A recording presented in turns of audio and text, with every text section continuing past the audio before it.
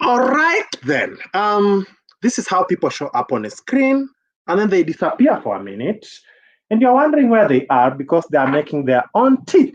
Then they come back. Okay. Hi guys.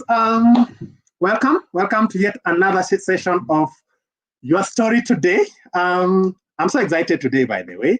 I've told my guests that today we are going to have a lot of fun. It's going to be nothing intelligent and everything stupid. So don't let me down, my audience. Let's try and be as interesting and crazy as we can, because what's the point of it if you can't have fun, you know? So before we do anything else, I want you to try and do what I'm doing. So try sharing this, whatever. What is this called? This is called a live show. So try sharing this live show, start your own watch party and do whatever you will, because you are going to have fun. Anyway, today we are going to talk about something very interesting. Now, you've heard about a lot of things that happen in Kenya. Basically, most of you know Kenya as where you come from, your relatives, your neighbors, and the people who live around you. But then there is a part of Kenya that we all don't think about much, and that is the marginalized communities of Kenya. When you think about the marginalized communities of Kenya, a lot of us think, well, there are just some people from the north who stay at the north, and they stay there forever, and they never come to the town. But today, we want to try and demystify that. So our story today is about the marginalized Kenyans in the global context.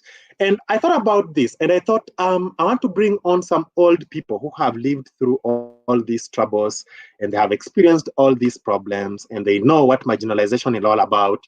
And I was like, we won't have fun. We won't have fun. So I decided to bring on young people like myself so that we can laugh and have fun. So I want to introduce my guest today. And I want to assure you this, that at the end of the day today, you are going to be so much annoyed about a donkey. I don't know how you're going to be annoyed about a donkey, but let's see. Let's hope that you'll be so much annoyed about a donkey. So, okie dokie, without wasting any more time, let me welcome my guests today. Should I start with the guy and then the lady, or the lady then the guy? If I start with the guy, then the lady will say ladies first, so I'll be in trouble. If I start with the lady, then the guy will tell me that, you know, there's a lot going on here, so we want to have also men's rights out here. And also, if you're a man listening out there, there's something called men's rights. So follow your rights. Anyway, I'll start anywhere and they will have fun. So first of all, yes, I know how I'm going to start. The order in which I met them. So I'm going to start with Maryan. Now, Maryan, before I bring her here, Maryan, let me read her name correctly. She's called Maryan Noor Yussuf. I've never called her Yusuf anywhere in my life. In fact, I've never called her Maryan. I always called her Maria.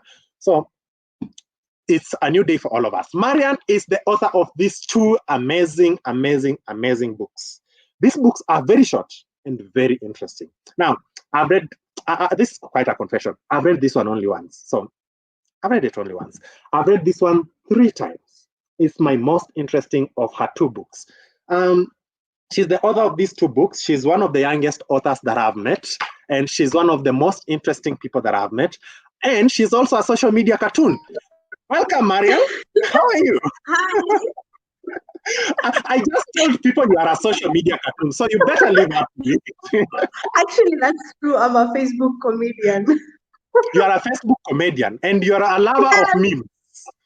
Oh my, hell yes, I am. And also, I don't know whether I should tell people this now or later, but you are so much in love with some buses. And I don't know whether you are the owner of the buses or the owner of the buses is your friend. Actually, these are nganyas. I love them because of the art they display, everything that happens to them, like literally. They are called So nganyas. I'm not the owner. Oh, you are not the owner. I'm just a fan. Once I become the owner, trust me, you will not stay safe in these streets. Oh, okay. Should we start praying that you do not become the owner because we want to be safe? You should pray that I get a matatu. It will be written Captain Moon. No, I don't want you to get a matatu. I want you to get a chopper because I want us to start flying around, you know. We can't keep... Choppers are for Luos. I can't compete. Yes. I'm sure somebody will tell you about that in the comments, and you'll have a lot of trouble. And already someone is having a lot of war with you about Nganyas in the comments. So I'll be telling you a lot about what Kabi is saying very soon. Now, I want to hold it there because before I put you in a lot of trouble, I want to welcome our other guest. Now, our other guest, I'm not going to reveal the secret between my two guests. They will reveal it if they want. If they don't want to, who am I to reveal secrets? Now, or maybe I could reveal the secret. Okay, I'll decide. Anyway, my next guest is a lawyer who writes. He has told me that he's not a proper writer. So I don't even know what a proper writer means. He'll also tell us. He is a lawyer, and he is also a columnist. Is it the Standard? I think it's with the Standard. Yes, he's a columnist with the Standard, and he writes on a lot of political things. I don't know whether we are safe here because he writes about political things. He will tell us just how safe we are. He has a pretty interesting story that he'll also tell us. And he tried Facebook comedy and failed terribly at it. And then he went into writing in the newspaper. So Ahmed, how are you? I am well, Douglas, and thank you so much for having me. I've just trashed your CV on air. I've just trashed you. You don't even have any reputation here. No problem. No problem, because you better make that reputation in the next about 5 minutes to an hour, because I've really stepped on it. We will try and build it from where you have destroyed it. Okay. Yes. Okay. You can call me a destroyer and you two builders. No worries about it. So welcome, guys. How are you doing? We are fine. Ahmed, are you okay? I'm very okay. Thank you so much, and doing well. Trying to cope with the situation of the new norm. Okay. Does any of you want to reveal these secrets that are hidden, or do you want us to reveal it at the end? I want the people to think. You want people to think? Yes, to think about what is this secret that needs to be revealed. What is this big question? So if anyone knows what this secret is, I want to give you a trick. Put it in the comments. They are not seeing it. Now, okay. So let's dive into it, guys. Our topic of the day today is the marginalized Kenyan in the global context. Taking this topic, I wasn't thinking much about it. I wasn't giving it much thought about what exactly I'm going to talk about. I was just thinking about trying to give voice to the people who are really not having a big voice in the country at the moment. So I want us to dive into it. But before we go very far into it, I've just given blanket introductions of you guys. So I want you guys to first of all tell us who you are before we can hit this up as much as we want to do. So let's start with Maryan. Who is Maryan Noor, and where did this name Yusuf come from? And do you even still use it? All right. So Maryan Noor Yussuf is a 20-year-old author and a journalist student. So apparently, I have published 2 books with Kenya Literature Bureau when I was in high school. Yes. Am I the only one losing Maryan? Pardon? Okay. Maryan, I'm losing you. So I think your connection is giving me a bit of trouble. So can you go again? Sorry. I hope you can hear me now. Yes, I can. Okay, so I will say Maryan Noor Yussuf is a 20-year-old author, stroke student who is a journalist. I also do henna as a side hustle, and I am just a fantastic Facebook comedian. Keep going. I'm listening. Oh, you're listening. All right. So, and I published 2 books with Kenya Literature Bureau when I was in high school. Actually, my first book got published when I was in Form 3, 2017. And the second book got published when I was in Form 4, 2018. It took me 4 years to get published. It was not an easy process. I thank God for it. Wow. How did you start writing when you were in high school? The rest of us were going for functions and having fun. What was wrong with you? I don't know what was wrong with me, but I started way back when I was in primary. It started as a joke, actually, and it got nurtured and it became attached to me. And finally, boom, I'm an author. Your jokes are not interesting. You can't have a joke about writing books. What? That's a very expensive joke. Anyway, I'll come back to that. Ahmed, let's come to you. Who is Ahmed? Before I go to the politics that is going on in the comments. As you have rightfully put, my name is Ahmed, followed by Maalim, followed by Adow. And from where I come from, my only name is Ahmed. Maalim Adow is my father. Okay. Ahmed, by profession, I am a lawyer. I did my degree at University of Nairobi. University of Nairobi law degree. Then thereafter, again, in the same institution, I'm doing my master's. I have also done just a simple master's on policy development. So I hold a master's degree in policy development. Wow. And I was born in Moyale, that is Marsabit County. I went to school, in primary school, I went to Nyeri. High school, I went to Thika in Kiambu, and university at the University of Nairobi. Currently, I'm told the University of Nairobi is a criminal for you to call it University of Nairobi. You have to call it the University of Nairobi. What's wrong with you guys? Article "the" has to be, you must put the because it's the only university. The rest are, let me not say it. So currently I work with an organization called Emerging Leaders Foundation, which is a Pan-African organization that its main purpose is to facilitate knowledge of leadership, knowledge of better governance, knowledge of better economic livelihood. We work with young people that is between the age of, in primary to the age of 35. From 35 years old, we do not consider, we considered you as part of us in terms of mentors, but in terms of our beneficiaries are 35 years and below. Currently, we are doing a lot of leadership development and a lot of programs for advocacy, where we train young people on good governance. We train young people on how to conduct social accountability, on how to constructively engage with the duty bearers.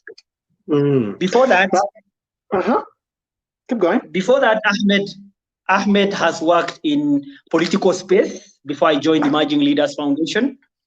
I worked with Center for Multi-Party Democracy, an institution that brings together all political parties in this country as reforms and dialogue officer.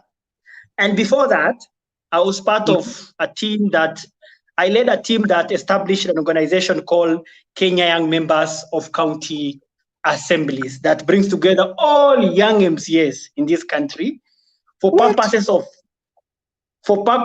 ensuring that young people who are in the county assemblies are able to stand for other young people, as well as their capacities built to the extent of them engaging properly. How old are you again? Like, wait, don't say that, because that may put us in trouble. Let's just say, are you above 30 yet? No.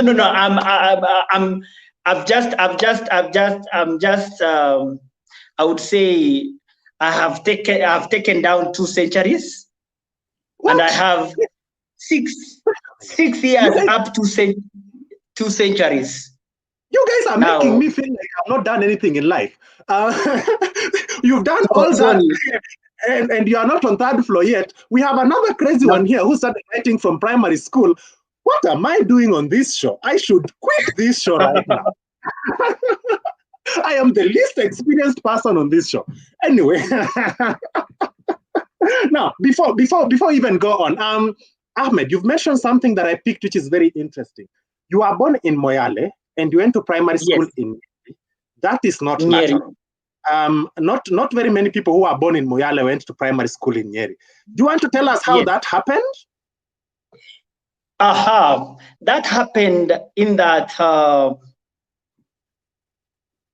I coincidentally found myself in Nyeri, and I grew up in a center that is children home in Nyeri.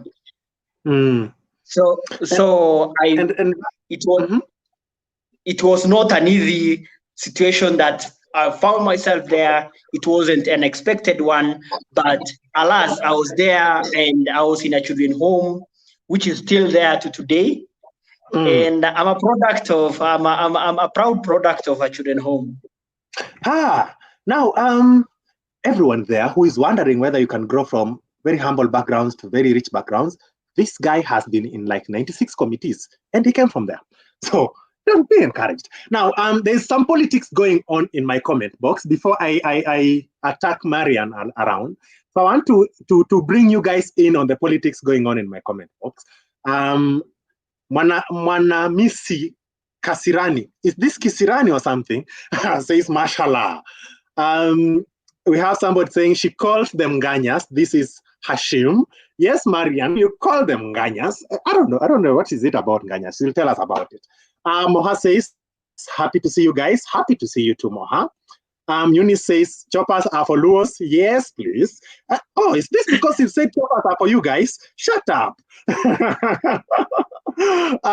Shanus Al-Sia. This name is hard. He says, we know you two are married. They are married. We'll find out. We'll find that out in a minute. The politics continue. Mwanamisi says, Maryan and Maalim are a couple. Mashallah, mabruk. That's the secret. I don't even know whether that's the secret. Kasirani. We'll find out. Now we'll find out at the end of the show. Abdullahi says, hii kizungu ni ya wasomi, I say. Yes, so hii kizungu ni ya watu wako na kwa projects 203. So welcome on board. Moge says, you guys are funny. And it's so enlightening. We have not even got started on being funny. So just stay with us. You'll have a lot of fun with it. And Nasri says, mashallah. You guys will have to tell me what this mashallah thing means. I have no idea what it means. And it's coming up a lot. Hussein says, junior couples, I'm enjoying the show. I don't even know whether they are couples, you guys. Stop putting me in trouble. I don't have anything to tell the Attorney General if he comes after me, eh? Relax. Anyway, now, so let's start with you, Maryan. And Maryan, you come from, you grew up in Nairobi, but you very much come from one of the minority communities in Kenya. How is it writing or doing the work of art from a minority community? Is it easy for you to voice yourself out here? No, it's not easy. Trust me, it ain't easy. Because the first book I published, I was only when I wrote it, I was only 13 years old. I took it to a publishing house, which I will not mention their name. And they really rejected me. That time, there was this issue of the Westgate attack. And so whenever you were seen with a hijab out here, and then people were like, oh my God, you were branded. And it was really not easy for us.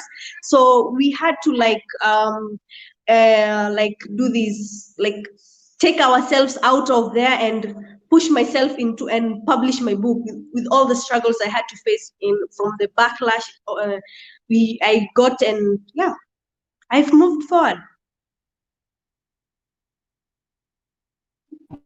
Ooh. Did you manage while I was away? What? Did you manage it while I was away? I just dropped off. Then I've come back. Yeah. So I'm sure you've told these people about how hard it is to manage. I was hearing you from the background, then I couldn't see you because Safaricom decided that you can switch this guy off, then back on. I'm going to call Bob. Bob Colima is not there anymore. I'm having to go and find the name of that other guy so that I look for him. Now, Maryan, you've written 2 books. Before we go to very much details about your life growing up, especially in the Somali community in Nairobi, which is very much a minority community in this town. Tell us about these 2 books. All right. So the first book is about sibling rivalry. It's basically children's fairy tale.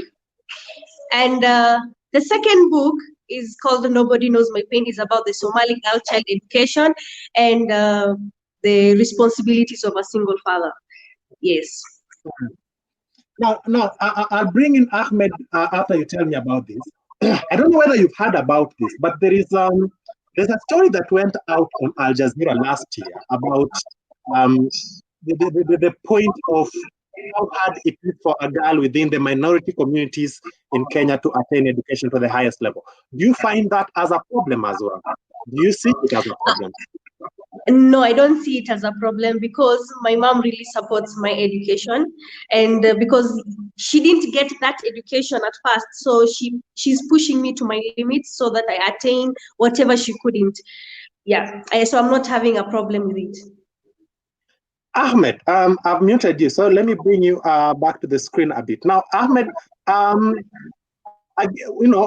as opposed to Maryan, you very much were born in the middle of the minority community, and also you work in the legal space where I would assume that you meet a lot of people from these communities.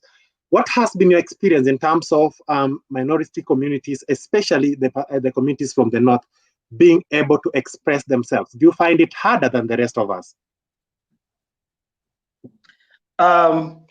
Thank you so much, Douglas. Yes, being marginalized is like being looked down upon. When someone takes one step to get to where they want to, the person who has been marginalized takes 2 steps. In that, you are supposed to do much more than the other persons. Like, for instance, when it comes to education, I was fortunate to be in Nyeri for my education. But when did I join the school? I joined school in the year 2003, much later than my age mates. Why? In the year 2003, we have a policy of free primary education that was sponsored by the then government.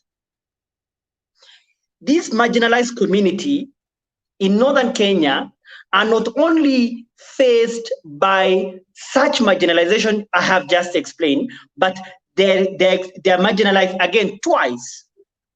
There is the marginalization of the policy that the government or the entity in charge of the responsibility marginalizes a community using a policy. Then the second one is accessibility, lack of accessibility. So you've already first marginalized through a policy. Then the second one, then you don't have access of that thing. For me, who went to school in Nyeri, even though I was marginalized through policy, I was lucky enough to get through accessibility. So generally, marginalization in northern Kenya is how the simplest way I will tell you to think about is someone moving, someone trekking for 30 kilometers to get water. And water, Go on. Water is a basic need.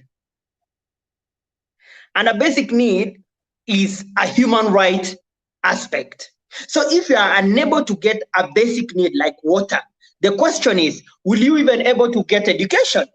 Education then becomes secondary.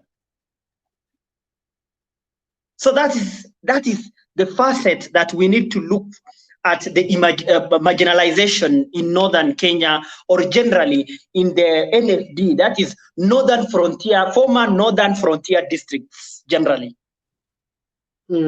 And it's very interesting you say that, because then I want to bring in Maryan on this, and when you are trying to put together art and different forms of trying to make people know about what's going on up there, it's very hard to access this information.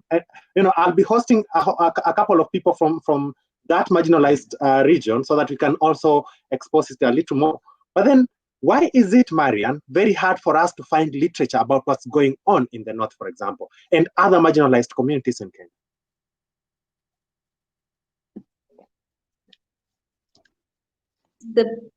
I think it's the perception people have that we cannot actually do something. The problem that we are facing is since that we are now being called the marginalized, and we, like Ahmed has said here, that being marginalized is being looked down upon. So it's like basically, yeah, like we are as ourselves, we are even seeing ourselves that way, and we are not bringing ourselves up to speed to tell our story to other people and shout out and be heard. That's the main problem that we are facing right now. So yeah, that's my view. It's the perception that we are having. Do you as a person personally find it hard to get literature about even your own people? Like from where I come from, the background to the clans and roots. Personally, I'm having a hard time accessing it. I'm only hearing the folk stories and the narratives that I'm being told by older people. So the literature is not there. So I have to like take an initiative and gather whatever I can so that I can write about it. So pretty much, Ahmed, you talked about two aspects. You talked about the policy aspect of marginalization. There's the second aspect which you talked about, which is the accessibility aspect of marginalization. And because you are in the legal space, I'll really ask you about the debate going on about revenue allocation in a bit. But then, do you also find it as an information kind of marginalization, where the information about this particular aspect of our big country is not even out there as much as it should be? Yes, it's like, for instance, the unfortunate bit that is that as a country, or Africa as a continent, is when the boundaries were being formed, we as the people, we were not consulted. So in that regard, we found ourselves in certain boundary. And in this boundary, even when we became independent, we have not been socialized to imagine Northern Kenya is Kenya, Western Kenya is Kenya. We look at ourselves differently from our tribal perspective. So as someone in Nyanza who has never stepped his feet in Mandera, he just has a myth about that region. Like, for instance, something like Mariam alluded to, when it comes to the time when she was trying to publish her book, it was the time of Westgate. The question is, how was she being perceived? She's being perceived as a sympathizer of the people who are terrorizing this country. So it's that the myopic view that we have about ourselves, that this country, we have not interacted ourselves. So I look at a Nyanza person as an outsider. I do not first look at him as a Kenyan, but look at him as a Nyanza person. So the first aspect that we need to go back as a country is go back to the drawing board, get to know each other, get to understand the problem that this person is facing, get to understand that the freedom that we today enjoy was not fought by only certain group of people, but it was fought from all the front. Like, for instance, when this country got independence, my grandfather was a policeman in Naivasha. But the question, and he had to foot from Naivasha to come and celebrate the independence in Nairobi. So the question is, how do we tell Kenyans that we are all Kenyans other than being the tribes? So there's a problem where we are looking at everything, in bits instead of looking at it as a whole. And even in terms of putting our literature out there, in terms of when you talk even deep into writing and art, the art is being looked at from the point of view of the owner of the art and not from the point of view of the art. Is that a thing? Yes. So before we meet the work, we meet the person. So there is that predetermined mind we have about other people before even we see what they are talking about.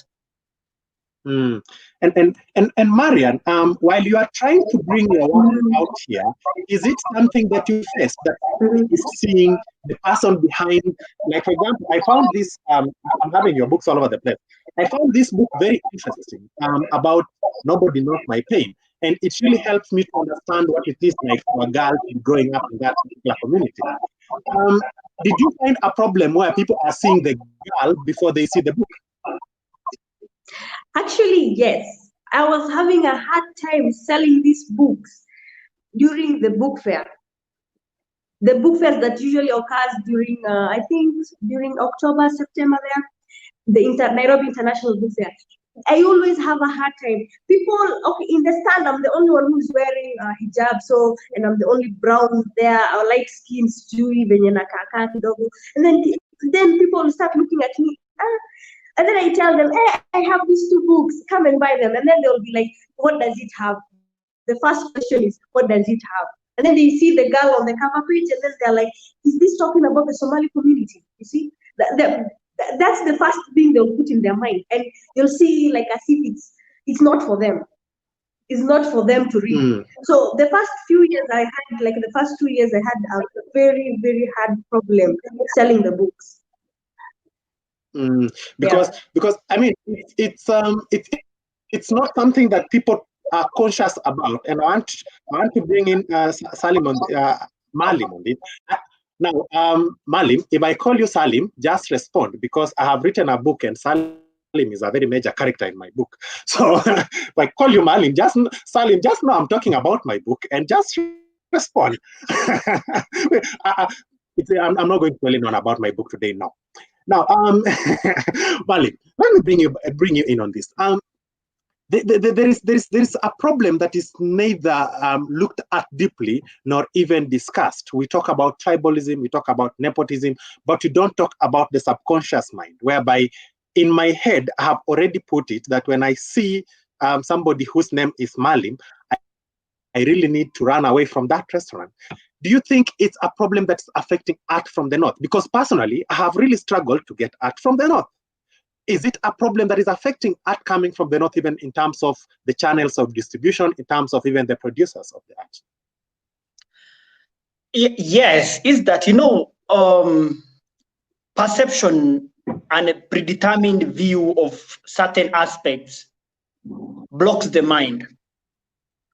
And my community, like for instance, let me, when you go to northern Kenya and you ask people certain questions, you will find it hard, people answering the questions. And this thing is something I learned from one of certain Mzee once told me that back in 1970s, 1960s, the government will come and ask you a question, do you know so-and-so? And the moment you say you know so-and-so, the next news you hear is so-and-so has been killed. This is the time of shifter war. So today, if you go to my community and you ask them, do you know Ahmed Maalim? Even my brother can deny me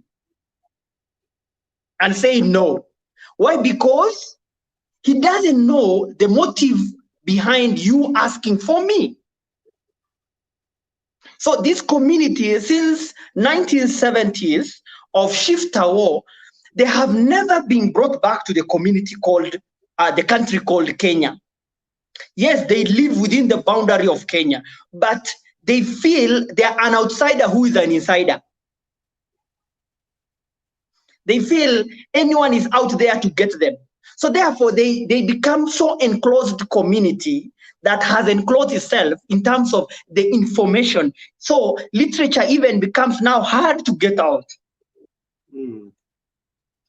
So like there is someone, a friend of mine was going around and asking about issues to do with Wagala massacre. And he realized no one is answering a question. So he calls me and tells me, Ahmed, why is it that your people don't talk about things? Even an old man doesn't talk about these things. I tell him, they don't know if you are going to kill them next. So it's also what I call a legacy issue, because then and I agree with you. In my book, which I promised I'm not going to talk about it, but I'm definitely going to find myself talking about it.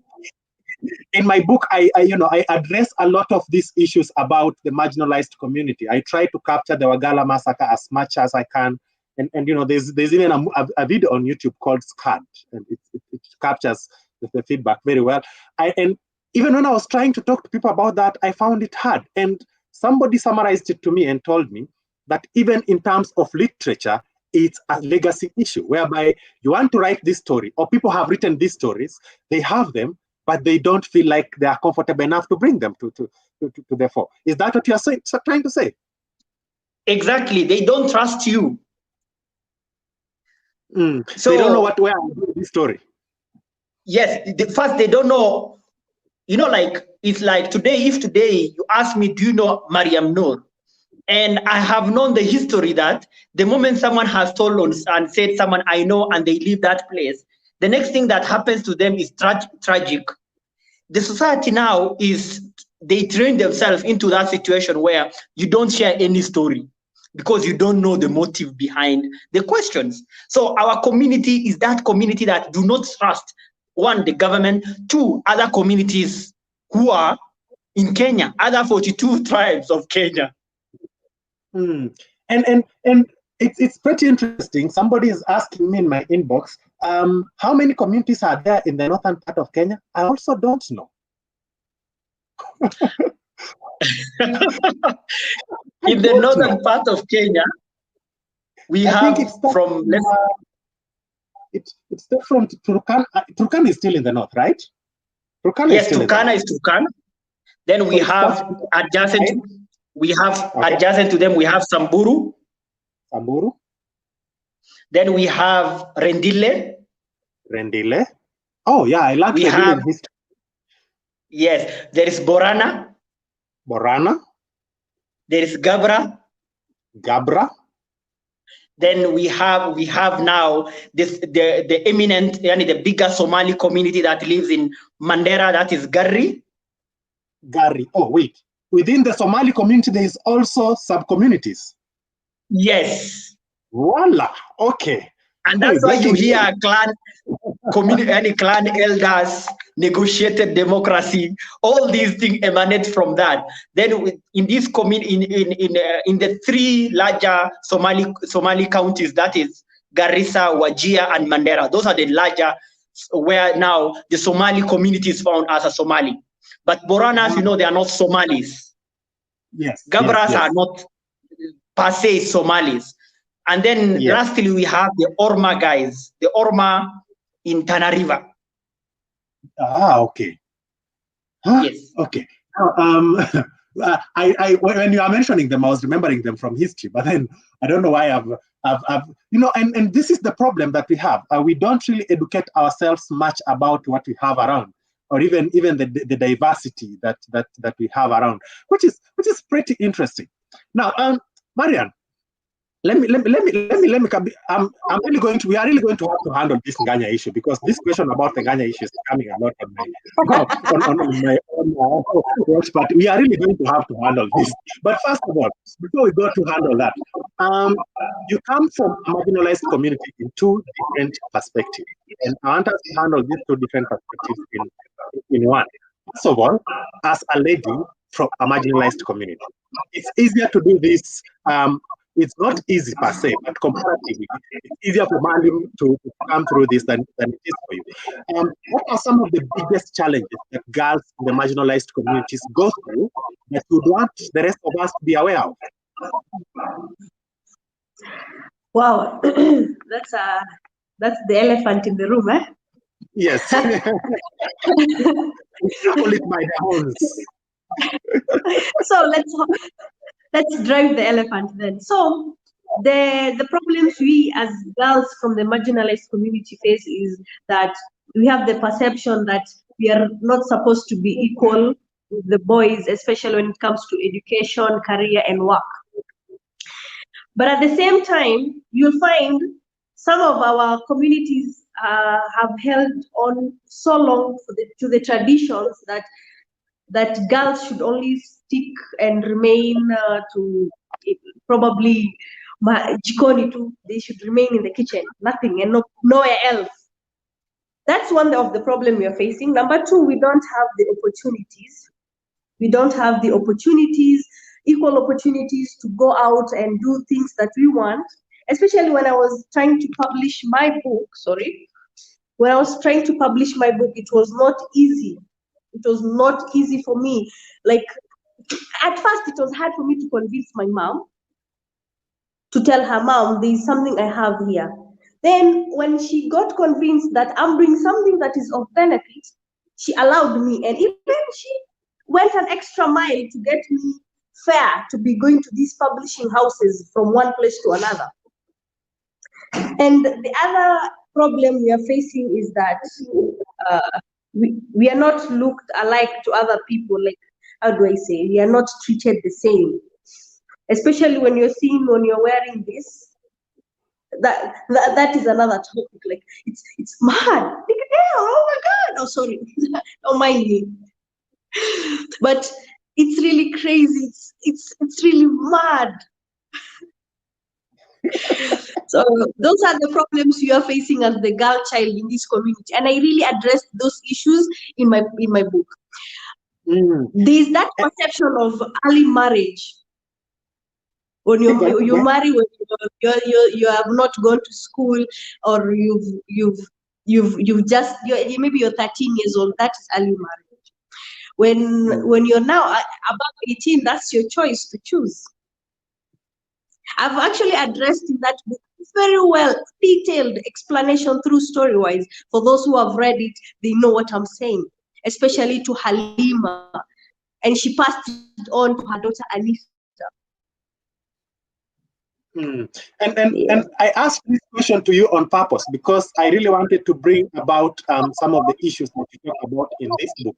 Because deep in this book, as the title says, Nobody Knows My Pain, is actually about trying to tell everyone else about the pain of this young girl in this marginalized community that they go through.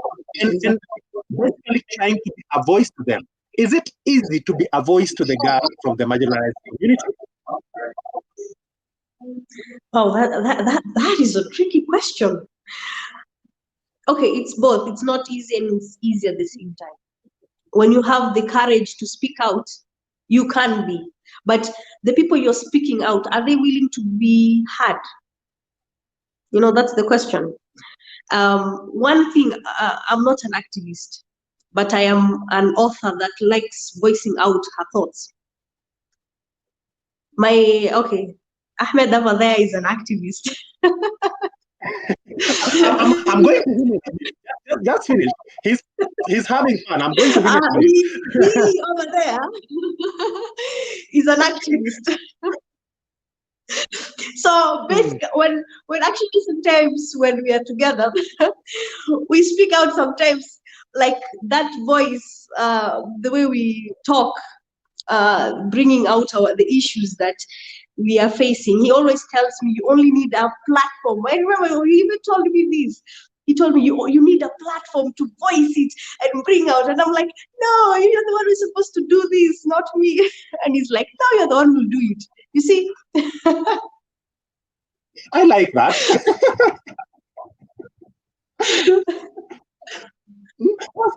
That's another version of sibling rivalry.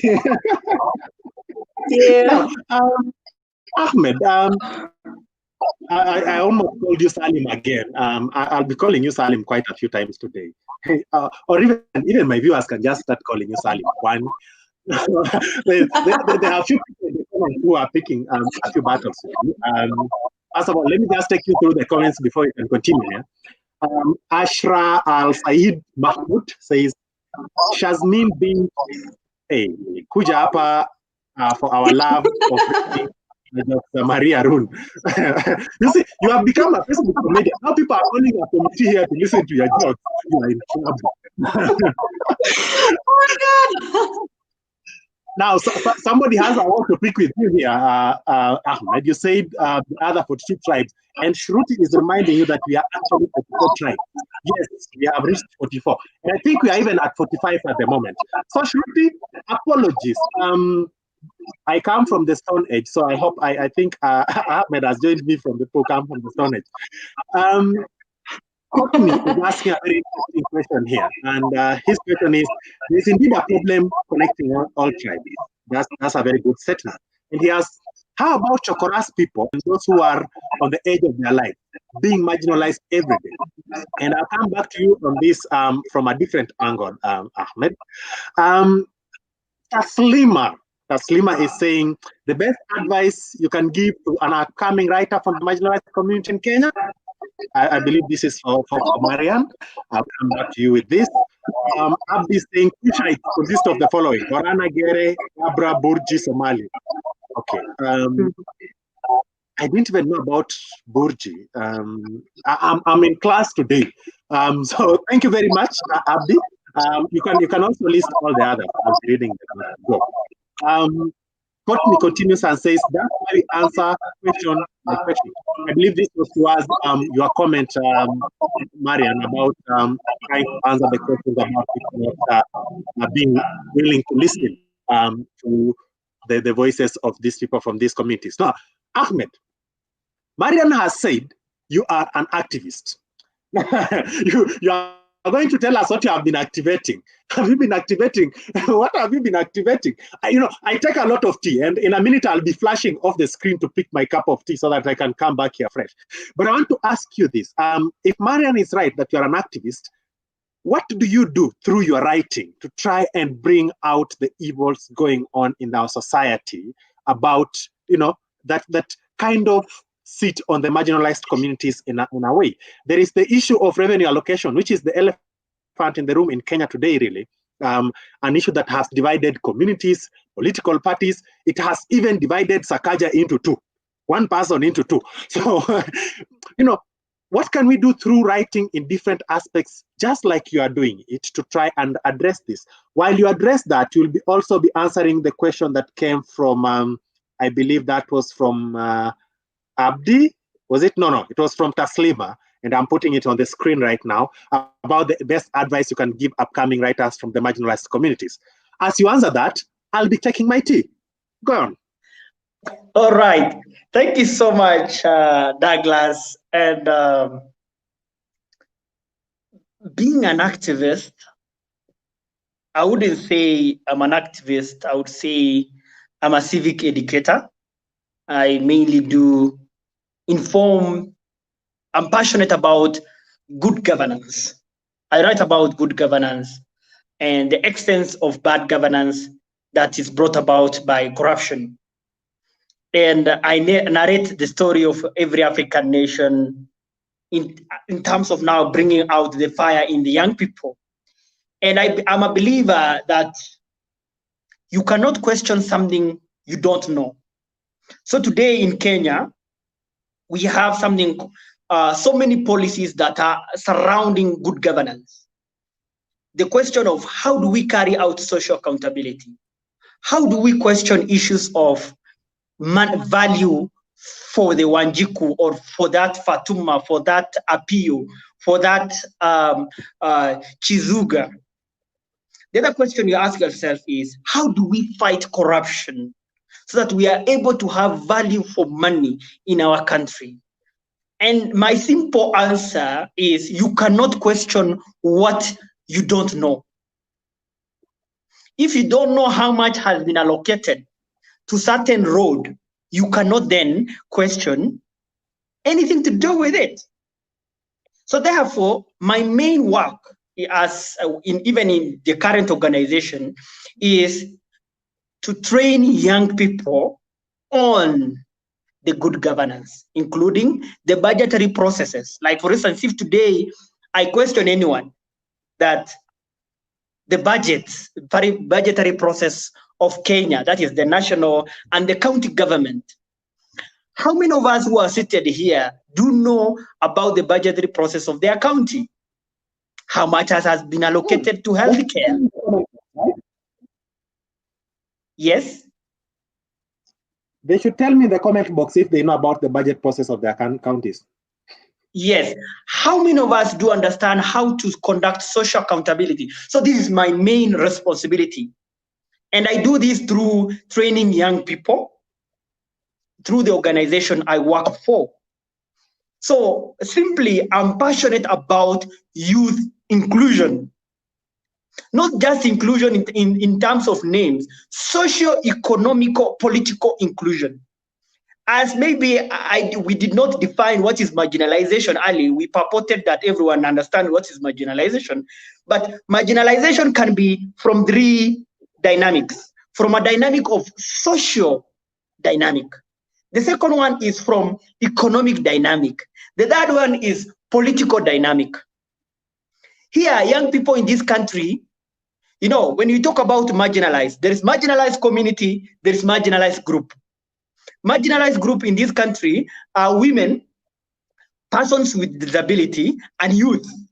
But the irony about this group that is marginalized is that young people in this country form, let's say, 35 and below, they form 75% of our population with, according to the current, to last year's census.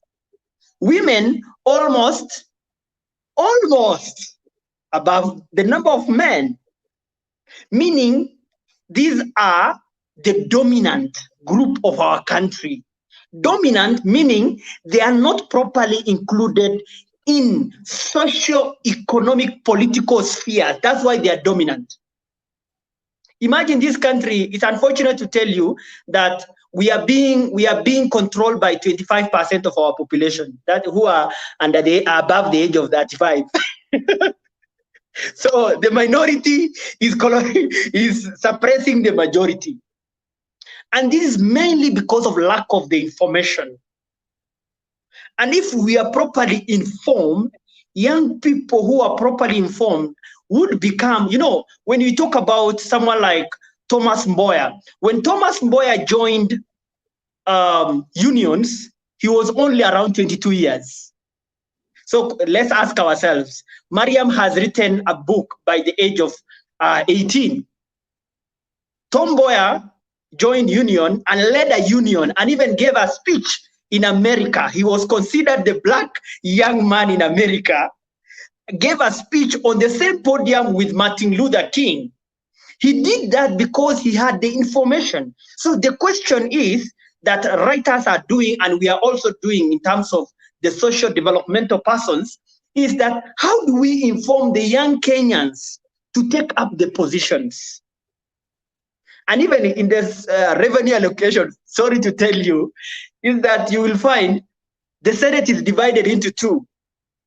One side is being led by young people, the reasonable side, which is saying, let's not divide this country. So simply, my main responsibility in terms of bringing the marginalized to the table is through information, through informing. Once there is someone who said that Africa, back that is in 1980s and 70s, Africa is faced by three problems. That is illiteracy, poverty, and diseases. And solution of the three problems are within the three problems. If you are able to fight illiteracy, disease and poverty can be eradicated. So let's inform our people so that they are able to fight poverty and eradication, poverty and diseases. Thank you so much. Maybe the last thing, the last advice. What is the best advice I would give to an upcoming writer from marginalized community?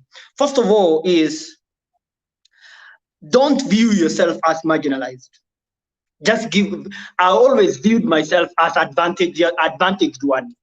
You know, when someone looks at you you are very young, they don't know the type of information you have in your mind. So simply, I would tell you is that do not give up. By giving up, you're telling your colonizer, or you are telling the person who is suppressing you that they have succeeded. I would simply tell you, no one has a marking scheme. Everyone is doing it their way. Do it your way, and you will find a way in your way. This is very interesting. I want to give a very special shout out before we continue to Mohammed Dagane. He's saying he's watching from Garissa Township. I believe that is at least 500 kilometers from where I am sitting, or exactly 567.607 kilometers. That's the biggest lie I have told on this show today. I don't even know the distance, but I believe it's something about 500 kilometers. Hi, Mohammed. I hope you're enjoying this show. Anyway, I'm going to give my guests a minute to take a glass of water because I took my own minute to take my own glass of water. So meanwhile, you guys who are watching are going to be stuck with me for a moment. So Maryan and Ahmed, you guys have a minute to take yourselves a glass of water. All right. Now, they are in the background and they are pretty much having fun as I do this. Now, guys, before we continue, you can see what is flashing down on your screens. That is about Maryan's book. She has written 2 amazing books, and you can find them anywhere. You can find them at the Kenyan Literature Bureau at sales office. That's Kijabe Street. You can also just call the Writers Guild office, and Writers Guild will contact Maryan. She's a member there, and they can be able to deliver your book. Writers Guild also ships books nationwide.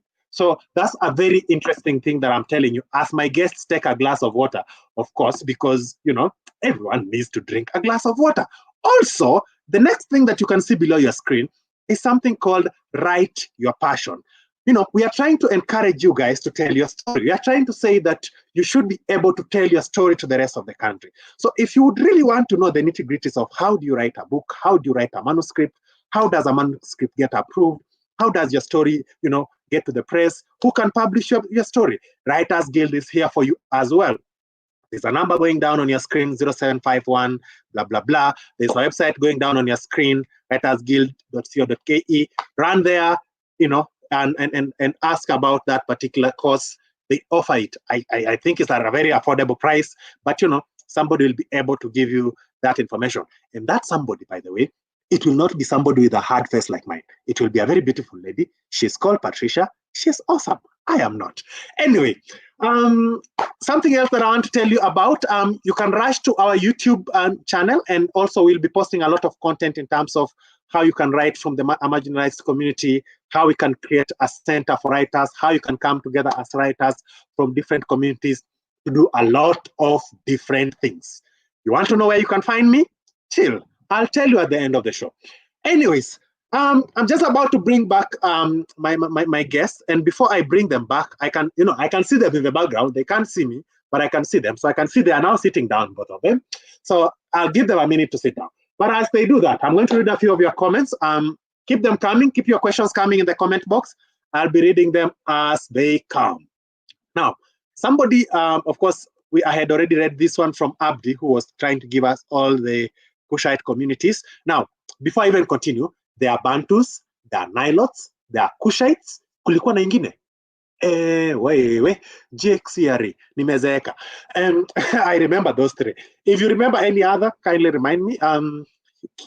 Why did we learn about Joka were the Nilots? We also learned about Majimaji Rebellion.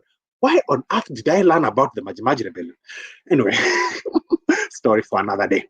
Abdi Manur Kadir, you are saying, but you guys are great. I think you wanted to say, but you guys are great. Mashallah, you are also great. I love that Kalab thing that you have put there. I don't know whether that is for me. I believe that is not for me. Not even a chance that would be for me. How? That wouldn't be for me. No. Not somebody who has a beard like mine. Yes, Mohammed already said he's watching from Garissa Township. Welcome, Mohammed. Shazmin Bint, bwana, hii jina tatu ni ngumu. Mimi sijui kumention hii. I'm going to try. Abdi Rizak. Really? Shazmin Binti. The other one, you can help me mention it. I'll be asking No to help me mention this other name. You are calling somebody to come and you are called here. So I think you are saying you are doing something, but you can catch us up in a minute. Shazmin now keeps on saying, Maria, keep shining. I'm now sure that Maryan knows how to pronounce your name. So I'm really going to ask her to pronounce your name. So Maryan, you'll help me pronounce this name. This is now going to be a conversation. Ashra is saying he's enjoying. Thank you very much, Ashra. Keep enjoying. Vidu is calling some people here. Hey, si amewaita wote. Ameita Mohammed, ameita Ser, ameita Abdul Kadir, na ameita Yakub. I hope wote wamekaribia hapa. Walete masikio hapa tuendelee na hii maneno. Ina Ruka says, from Mandera County, the land of many possibilities. Shout out to you, Ina. Go right to YouTube and subscribe, because then you can find more amazing content like this there. And also you'll be saying hi to these amazing people in a minute. Taslima says there are people who are called Semites. Ahmed, you'll have to tell me about Semites. I have no idea what's going on about Semites. You'll have to tell me about this in a minute. Bihaj Abdul says, son and daughter of the able Sultan Haj Ugas Adow. I believe this is for Ahmed, because I've seen the name Adow there. So Ahmed, you'll tell us more about Adow. This is a very interesting show. Welcome, Nasri. We are always interesting and we are always having fun here. And of course, we are always drinking. Drink whatever you drink. I drink tea. Sweet. Adan Haj says he's watching from Mombasa. Adan, big shout out to you to the coast. I don't know when I'm coming to the coast to swim. Anyway, back to my guests. Let me welcome back my very amazing guests. I almost spilled a secret that should not be spilled. Now, I've swapped your positions. So now Maria is up. Ahmed, you are down. Ahmed was up. Maria was down the other time. So I've reversed your roles, guys. So how does this feel? I'm just teaching you up. Maryan, I want you to help me pronounce this name. The name of this person. Jasmine bint. What?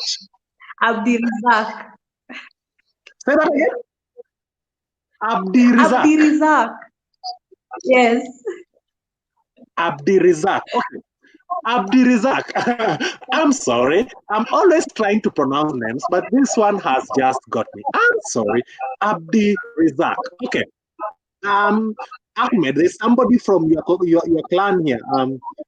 Or this probably your brother. He's saying son and daughter of our able Sultan Agas Adow. Who is Sultan Agas Adow?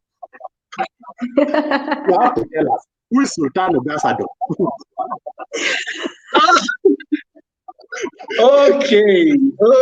Someone want to spill the beans. Yes, you have to tell us what's going on here.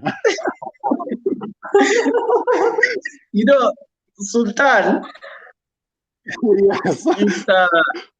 it's an Arabic word. Okay. That means a chief or a king. Okay. Haji, it's a name accorded to someone who has done a ritual pilgrimage to Mecca. How do you even connect these things? Then Ugas, I don't know. Ugas is a chief. It's a Somali word that means a chief, an elder. Okay. Adow is my father's name, so you can connect. I am sweating. Maryan, did you even get that? Maryan, did you get that? I was not even thinking of that. You know, every day this dude really amazes me, but I'll just keep it to myself. So maybe this person is from my community, and my father is a chief. He's an elder in my community. Or there's another alternative, by the way. Or this is your father posting through somebody's phone. Hi, Baba Ahmed. You know you are watching. Us all the time. This is your father using a pseudo. Now you know your dad has a pseudo. Okay, moving on swiftly. There's a question that has come into where is this one? There's a question that has come into my inbox, and this question is addressed to you, Maryan. And somebody is asking, "Hi, Maryan. I have a story. I don't just know how I can go about publishing. What was the process that you went through before you brought your story to life? And wait a minute, do you recommend Writers Guild?" These are direct insults. You can't say no, but keep going. Okay, in publishing, there are two types. There's the self and the traditional publishing. In the traditional publishing is the one that I have gone through. The Writers Guild is the one, is called self-publishing. They will help you to self-publish your book. And I will recommend Writers Guild if you're doing self-publishing, because these guys are really amazing, y'all. Shout out to you guys. Oh, okay, all right. So for the traditional publishing, we have companies like we have companies like Longhorn, Oxford, Kenya Literature Bureau. So for Kenya Literature Bureau, I've undergone their process, and it was not easy because after every 6 months I had to undergo editing, and every time the editor returns, that letter will come back with some crazy editing things. Like, you even wonder, what am I doing?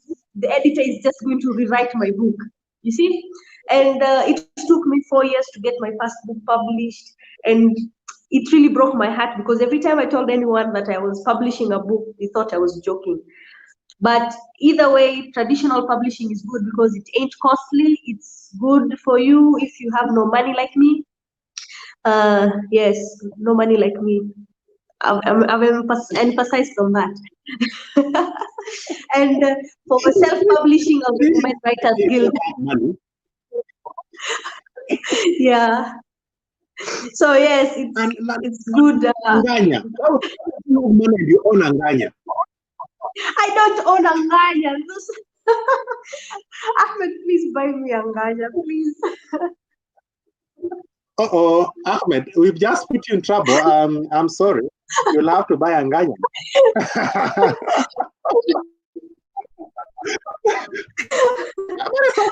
Okay. Please, these people are getting now. I will tell them you are trying to make me leave Anganyas. To where? To taxis? To Uber? No. He's actually making me leave these people. No, in the comment box, guys, in the comment box, Maryan Fonganya. I will buy one and I will drop it on the road soon, so don't be shocked. Anyway, that's about Maryan and Nganya. So we are not going to come back to that story of Maryan and Nganyas. Ahmed anaweza nipiga coffee kwa screen.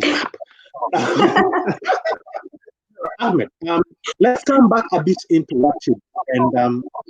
And we are coming very close to wrapping. Oh God, we've already had 1 hour 16 minutes. Where has this time gone? Anyway, so we are coming very close to wrapping this one up, and I want us to look at it from the point of view of a solution, because we've looked at the problem all along. We've looked at what is marginalization, how are people marginalized, what's happening there. And next week I'll also be hosting another group of people from the marginalized communities, and even the week after, because we want to dedicate the next few weeks to speaking, giving people a voice. But what can we do? Are we messed up? What can we do for literature and for writing and for advocacy for the people from the marginalized communities? Or we should just give up?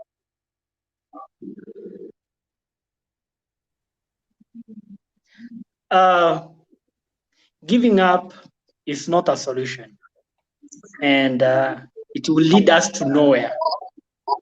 But there is an opportunity of opening up these societies in terms of literature, in terms of them participating into the activities, in terms of that the trust being brought back.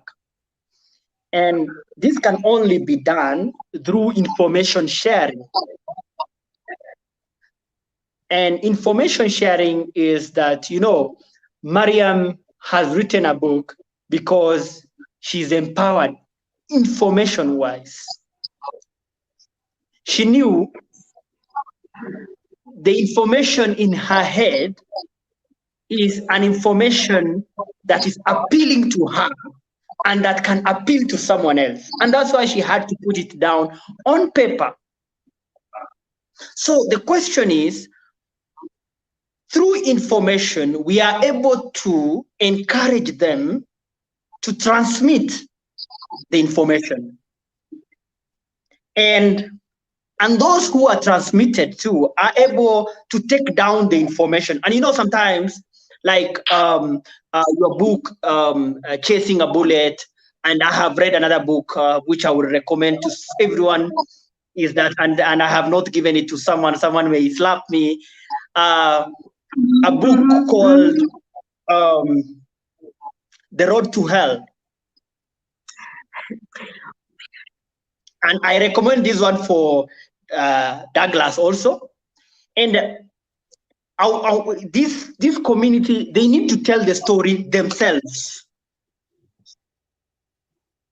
but not by a third party.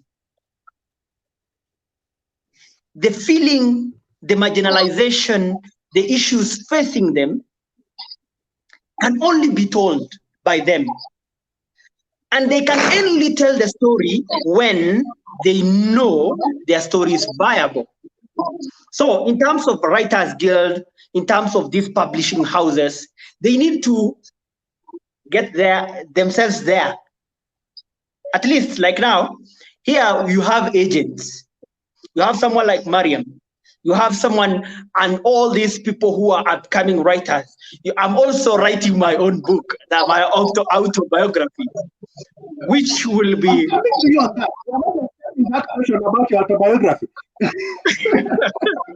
So simply is through those who have come out of this situation, let's target this community through them. And the second thing is, let's embrace each other as a country. Accept that Mandera is Kenya. Accept that Loitoktok is Kenya. Accept that if we live what, you know, there is a statement that says, Bukati once said that one man cannot hold another man in a ditch without remaining with him in the ditch. These counties that are marginalized, as a country, we will not take a step to development because they are marginalized and those areas are underdeveloped. So we will remain with them in the ditch. This is a statement I would want to leave everyone with. No man will hold another man in the ditch without not remaining with him in the ditch. Na kwa Kiswahili tunasema ya kwamba hawezi kuwa unanishika katika shimo fulani, utabaki na mimi katika hiyo shimo. So simply, let's bring each other from the thing, and look at it from this perspective. Sorry, I'm bringing the shenanigans of my advocacy. Look at Germany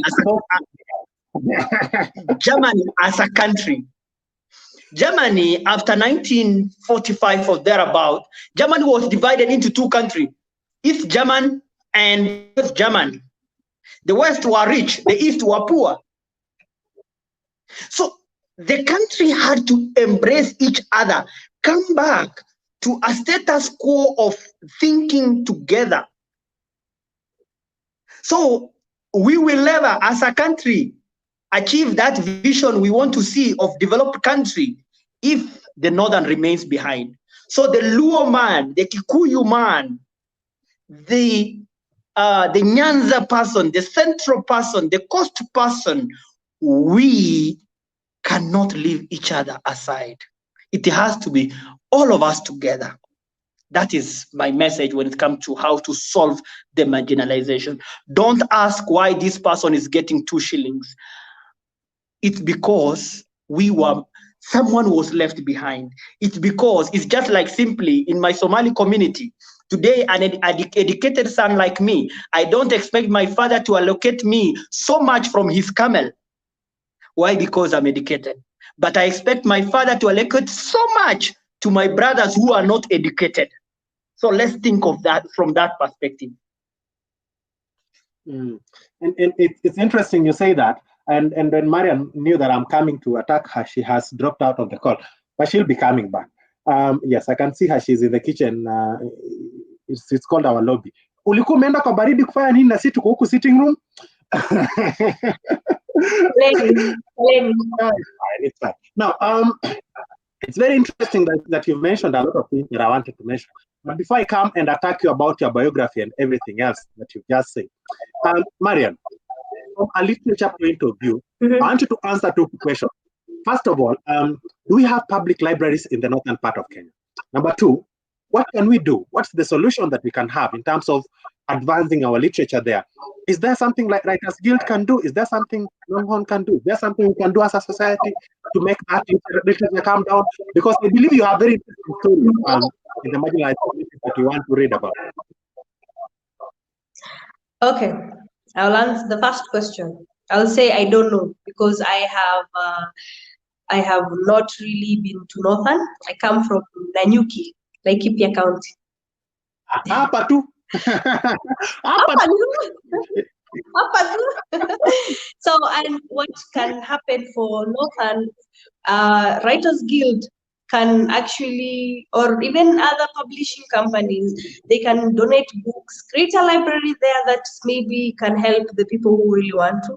Because sometimes I get requests in my DM that people are telling me, Maryan, I don't have the money to buy your books, and I really need you to parcel it for me. You know, something like that. And sometimes you'll wonder, what can I do when you're in that situation and you know your book only costs 200 shillings and 150 shillings. So yeah, that is the thing we are having right now. So yes, that can happen if you take these books there where they're needed, not here where everyone can get it. Yeah, because again, I believe we have the resources where the people really already have other resources that they're using. We are wrapping this up, so this is going to be a very quick last round, and I don't know whether Ahmed has finished this. First of all, Ahmed, tell us about your upcoming biography, and I know my publisher, my boss from Writers Guild is listening, so he'll be giving you a call. So then tell us about what you're working on. Working on something, should we expect it? I am working on my autobiography, which is in form of a letter to a young Kenyan,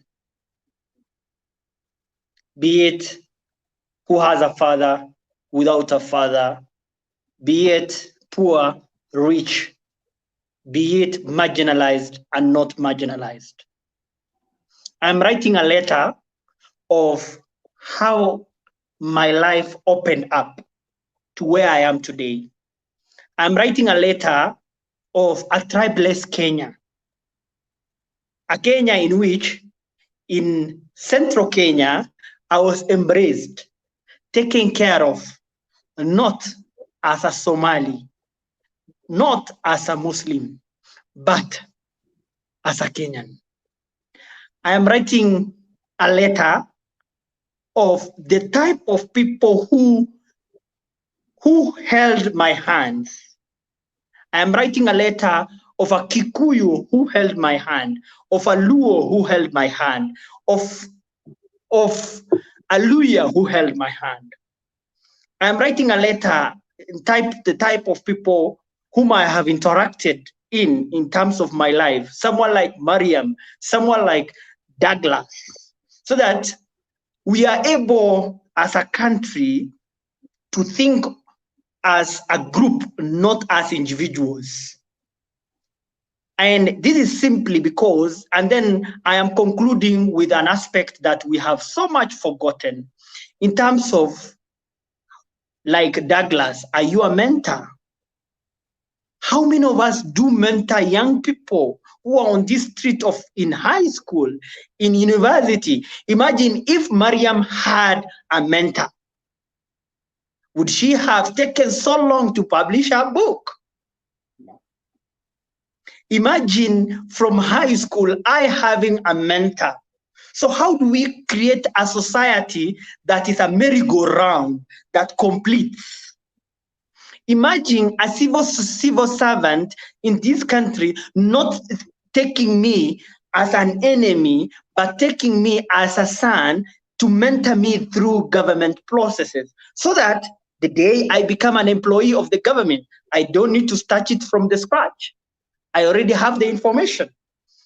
Imagine a country where our history is being taught as it should be in our schools, because today, personally, I believe it is not.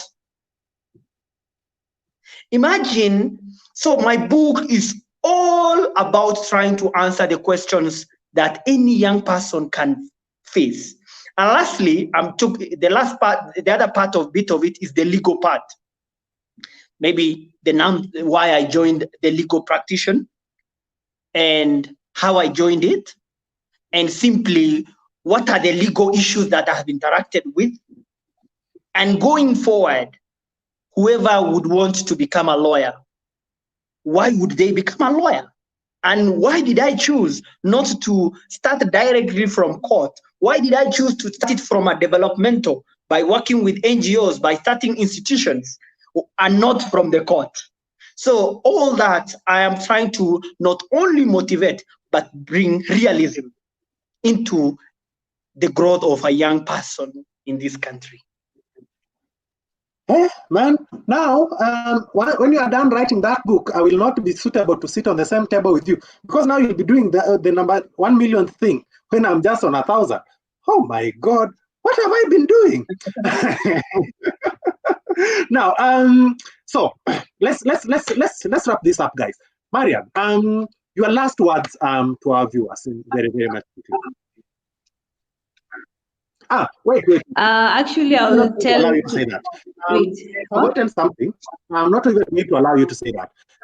You have, I've arranged these books like this so that I can see both of them at the same time.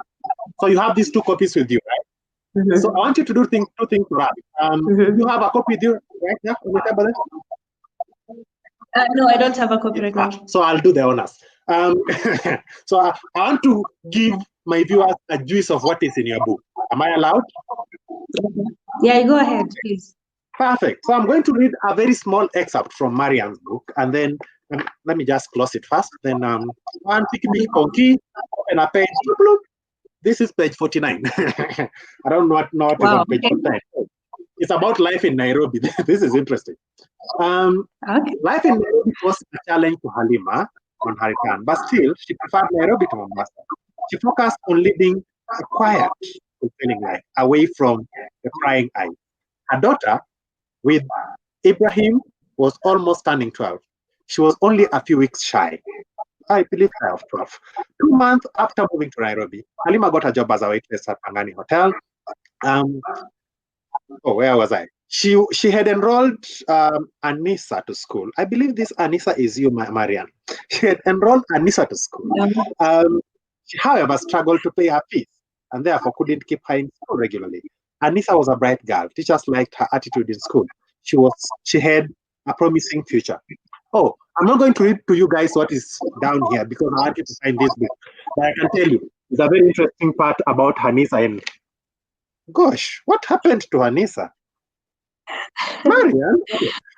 Douglas, I'm not Anissa in that book. I'm not Anissa in that book. Nachoma. Yeah, Nachoma. I'm actually from the book's title, Nobody Knows My Pain. I'm the character named Sadia. Oh, hata sasa wewe ndio umechoma. Ungeacha ikuwe Anissa waende watafuta wapate Sadia. But anyway, choma kabisa. Actually, because I told so many people, so they already know. So my character in that book is Sadia because I've been having sickness throughout my life, and I have been my immunity is not okay, and so apparently, yes, the title comes from me being sick for so many years and finding out late that I was having a sickness that I had to undergo surgery. So nobody knows my pain comes from that. Wenda watafute ingine wenyewe. Wewe ukitoka kwa hii call, information. Yeah. So, Maryan, your last words before we bring back Okay, my last words to everyone that is watching this. I'll tell you that being a writer has been one journey that I will never regret taking, because when I needed a friend, my book and pen was there for me. I will tell them my secrets and they will really appreciate without judging me. Secondly is that becoming an upcoming writer, if you're an upcoming writer, please don't give up. Don't listen to the myopic people, what they're telling you. You just write your story. All you need is a pen and a book. Sit down somewhere, draft it. It doesn't matter if it's perfect or not. The first draft of every book is always messy. No one, even these authors that you look up to, they all had their messy timelines, and trust me, you'll get there. Don't be afraid, you just write and you will reach somewhere. Douglas, you're my witness. You know the process. It ain't easy. So, yeah, that's it. I don't know where Ahmed has gone to. He's somewhere in this background of this video. But I believe, there you go. I was wondering where you go to. Yes, Ahmed, your closing remarks. My closing remarks is that, never look at someone's work and think it is easy. Nothing is easy, but it's only easy if you believe in the process. Every young person listening to us today, I would simply tell you, no one will invite you to the table. Even if it's being an author, no one will tell you write a book. If it is leadership, no one will ask you to take up leadership. If it is whatever it is you to take up. Let them find you on the way. Do not hesitate to put down the issues in your heart on pen. I write with the Standard newspaper. And when I first started, I remember the first article was back in 2015. And that guy asked me, "You write so passionately." That is the most important thing. You don't need experience, you need passion. Thank you so much, and may God bless you. Fantastic, fantastic. Now, from me here, I also need to have my own closing remark. So if you are there, you are stuck with me for my closing remark. And then I'll go in the background and have a moment with my guests before we can leave. So guys, that's our show for today. Thank you very much for coming. It's been an amazing show. I'm going to take my guests in the background so that they wait for me in the kitchen as we go and have this conversation a bit later. Thank you very much for coming. I want to invite you to go and buy Maryan's books. There's a number flashing down on your screen for Writers Guild Kenya. They'll be able to deliver this book from Maryan. If you need to publish, if you have any writing needs, Writers Guild is there for you. My name is Douglas Logedi Luhangala from Lusengeli in Western Kenya. I am the penguin who writes. So till next week, we are here every Friday for Your Story Today. Next week, I'm hosting 2 other amazing ladies from the marginalized communities in Kenya. And this time round, we'll be delving deep into activism. So next week is fire. Keep it locked, keep it here, and I will see you next week. Adios.